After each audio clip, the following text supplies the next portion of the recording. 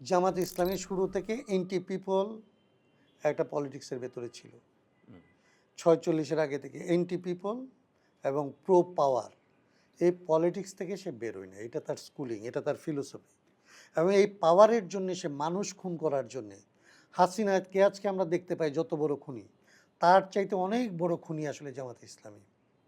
তবে এইরকম একটা খুনের ব্যাপারে ৪৬ থেকে দাঙ্গা ধরেন, পেশোয়ারের দাঙ্গার জন্য যেখানে আসলে মওদুদের ফাঁসির আদেশ হয়েছিল, তো সেই দাঙ্গা থেকে শুরু করে আজকের বাংলাদেশ পর্যন্ত আমি এক জায়গায় গিয়ে বললাম যে আমাকে যদি হয় ক্ষমা করে দেন, বাংলাদেশে দাঁড়ায় যে সে পলিটিক্স করে, কিসের কোন অধিকারে সে পলিটিক্স করে?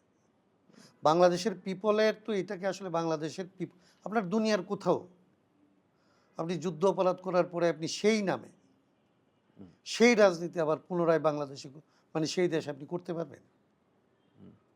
কিন্তু বাংলাদেশের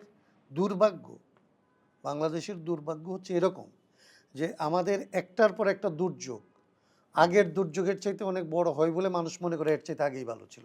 মানুষ পাকিস্তান আমলে এসে মনে করছে ব্রিটিশ ভালো ছিল, বাংলাদেশে এসে মনে করছে পাকিস্তান ভালো ছিল।